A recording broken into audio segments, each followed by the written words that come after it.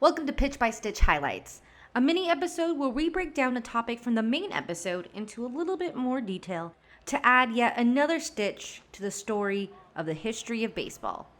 I'm your host, FelisDeportes, and today we're going to cover the rules and regulations of the Knickerbocker Baseball Club, reportedly written by Alexander Joy Cartwright in 1845.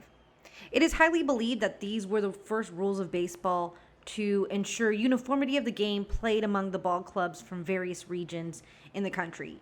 But it's still highly debated whether or not these are the first rules of baseball or just the first recorded rules of baseball.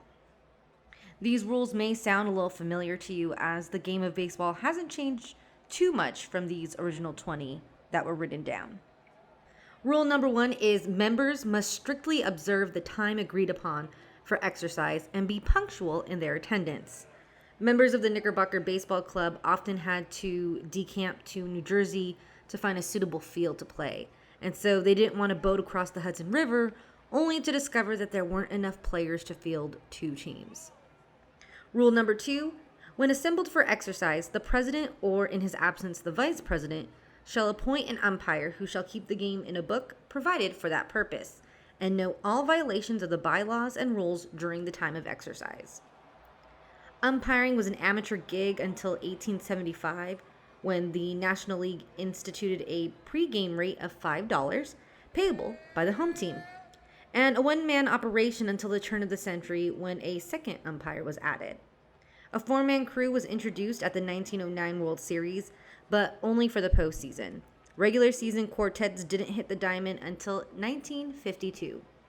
The box score, as modern fans know it, was invented in 1859 by the sports writer Henry Chadwick, who was himself sometimes called the father of baseball. Chadwick never warmed to the honor, arguing baseball never had no father. It just growed.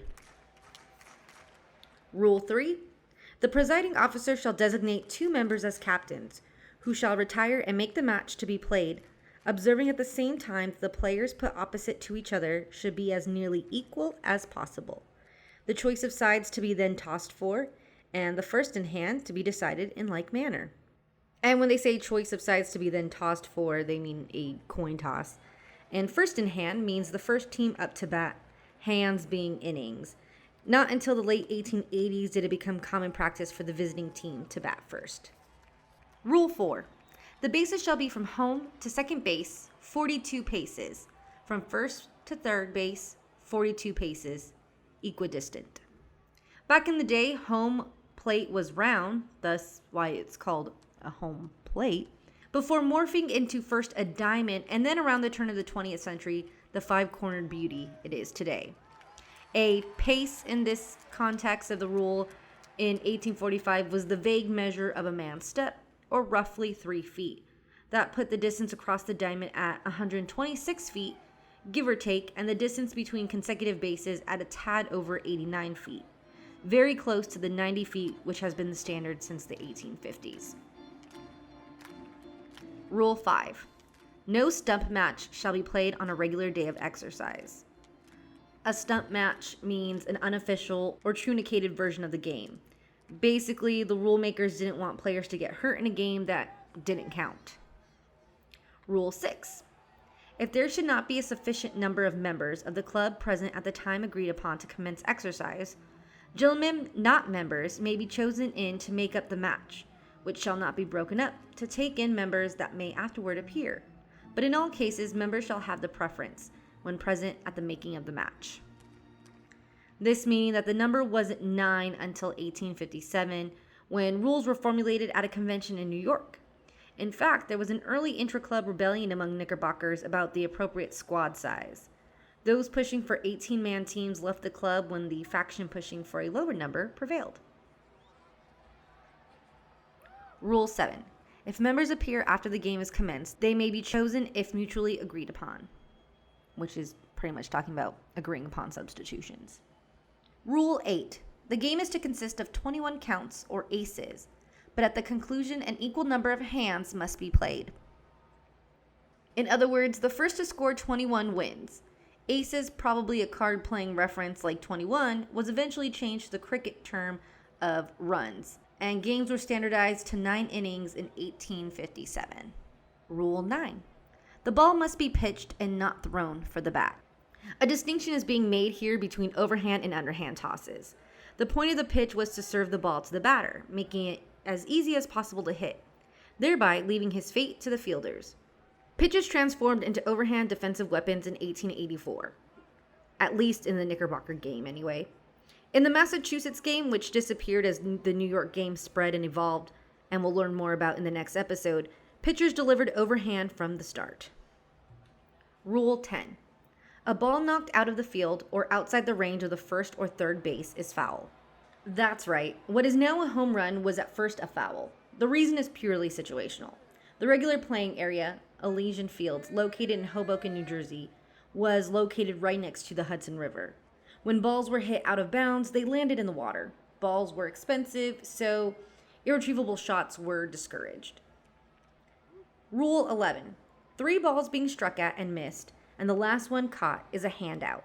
If not caught, is considered fair and the striker bound to run.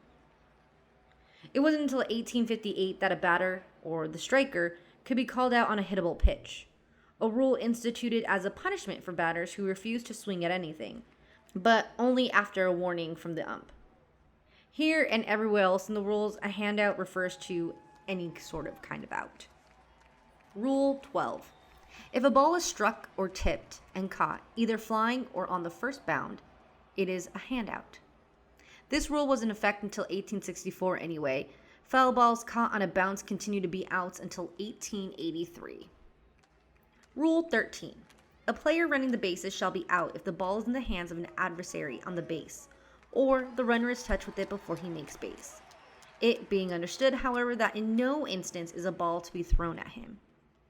This admonishment seems obvious. They don't call it hardball for nothing. But in rounders and other stick and ball games, fielders were allowed to throw at runners to get them out, including in the Massachusetts version of the game. Rule 14. A player running who shall prevent an adversary from catching or getting the ball before making his base is a handout. Rule 15. 3 handouts, all out. Rule 16. Players must take their strike in regular turn. An at-bat in this case, and similar to the use of hand, strike had multiple meanings in the early days. In these rules, it could also mean a hit ball. In the 1850s, the term began to take on its current meaning, for example, a swing and a miss, a foul ball, or a pitch the batter lets pass that the umpire deems to have been in a hittable zone. Rule 17. All disputes and differences relative to the game to be decided by the umpire from which there is no appeal. Umpire descends from the French word non pair, or not equal. This terminology likely has to do with umpires being a class above than with their task of acting as mediators of disputes. Rule 18. No ace or base can be made on a foul strike. Today, a runner may, after tagging up, advance and score on a caught foul pop. Rule 19. A runner cannot be put out in making one base when a balk is made by the pitcher. And finally, Rule 20. But one base allowed when a ball bounds out of the field when struck. The modern ground rule calls for 2 bases. As mentioned earlier about the possible father of baseball, you can actually learn more about who really is considered the founding father of baseball by listening to our previous episode, Who's Your Daddy?, wherever you stream podcast. To learn more about the Knickerbocker name's roots, as well as more details about this week's episode, check out our website, PitchxStitch.com. Don't forget, you can talk baseball with us in between uploads on Twitter at PitchxStitch or on Instagram at pitch_x_stitch. Today's source was On the Origins of Sports, the Early History and Original Rules of Everybody's Favorite Games by Gary Belsky and Neil Fine. And that about does it for this week's Pitch by Stitch highlight. We hope you enjoyed this deeper, closer look at the rules of the game. As we previously mentioned, our next episode, we're going to dive into the 2 most popular versions of baseball's rules before they kind of settled on a uniform version of the game. And that episode will be dropping Friday. So be sure to subscribe so you do not miss out on a single thing. Thanks for listening, and we'll see you next time.